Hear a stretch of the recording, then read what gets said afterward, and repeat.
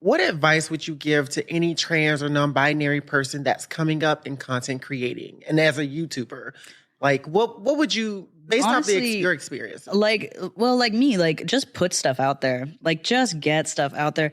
You know, if you, there's a lot of people talking about creating and talking about putting stuff into the world, and they have lots of ideas, but you really just got to start putting stuff out. Like, and this is something that I, you know, over years and years of content creation have struggled with myself.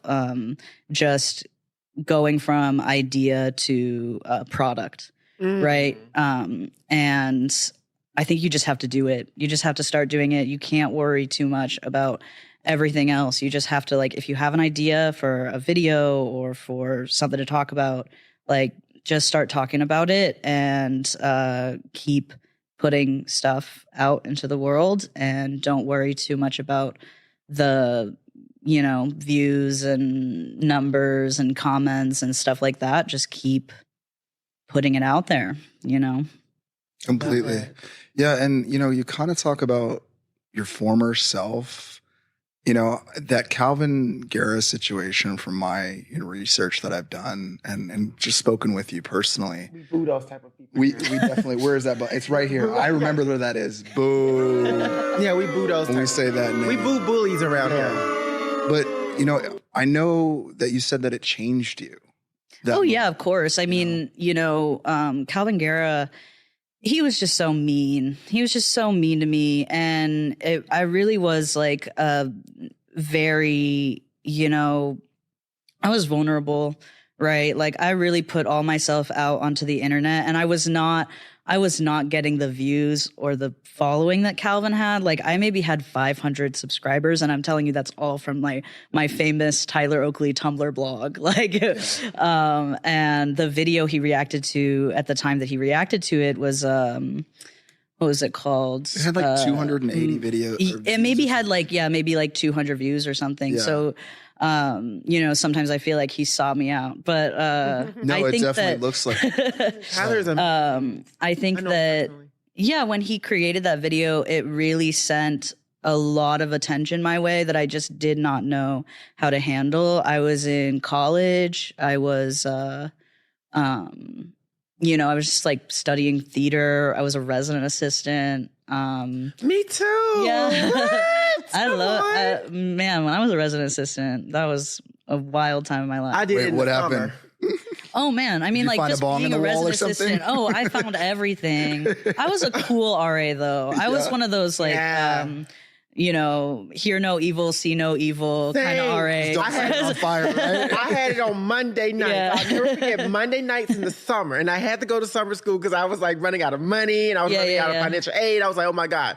And it was one of the most chillest jobs I ever had. Yeah, it was a wild job. And, you know, they always put the queer people on my floor or on my hallway. And the theater kids. So I had a wild time. I don't know. You know, there was a lot of pot on that floor. I'm sorry. There was so much shit. But I loved that job. But yeah, so I was just not prepared for the level of hate and like harassment that I was experiencing.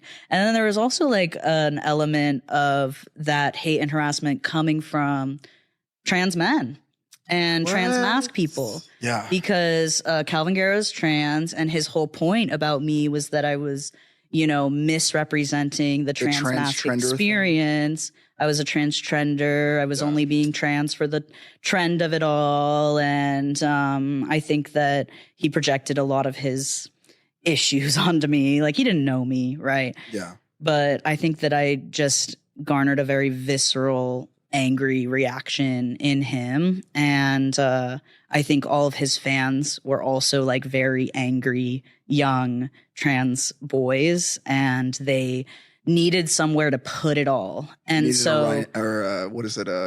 Andrew Tate kind of situation. I mean, I that's guess what it kind of looks. Who was that? Girl, he's canceled. Andrew Tate. But Andrew Tate.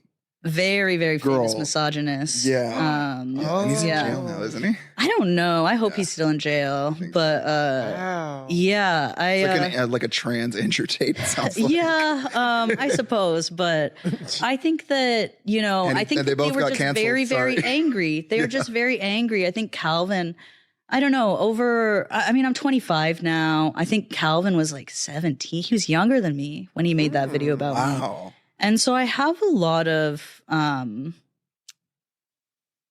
don't know, empathy for him, or like, I don't know. Sometimes I say that, you know, I love that kid.